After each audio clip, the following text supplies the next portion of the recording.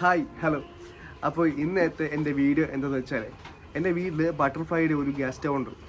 അപ്പോൾ അത് മേടിച്ചിട്ട് 3 മാസം ആയിട്ടുള്ളൂ. അതിൻ്റെ ഒരു ബർണർ ഇപ്പം വർക്കാകുന്നില്ല.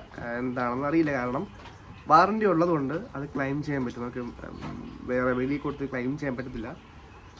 വാറണ്ടി ഉള്ളതുകൊണ്ട് നമുക്ക് അത് സർവീസ് സെൻറ്റർ ത്രൂ മാത്രമേ ക്ലെയിം ചെയ്യാൻ പറ്റത്തുള്ളൂ. അപ്പോൾ അതാരെ വിളിച്ചാൽ എങ്ങനെ വിളിക്കണം, അവർ എപ്പോൾ വരും എന്നുള്ള ഫുൾ ഡീറ്റെയിൽഡ് വീഡിയോ ആണ് ഞാൻ ഇന്ന് ചെയ്യാൻ വേണ്ടി പോകുന്നത്. Welcome back my channel play.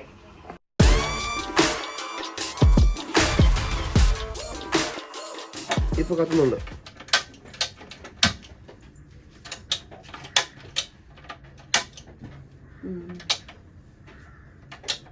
അപ്പോൾ നമ്മൾ ഈ ബട്ടർഫ്ലൈയുടെ ഗ്യാസ് സ്റ്റവ് വാങ്ങിയിട്ട് ഒരു 3 മാസം ആകുന്നേ ഉള്ളൂ. അങ്ങനെ 3 മാസം ആയപ്പോഴാണ് അതിൻ്റെ ഒരു ബർണർ വർക്കാകാതായതും.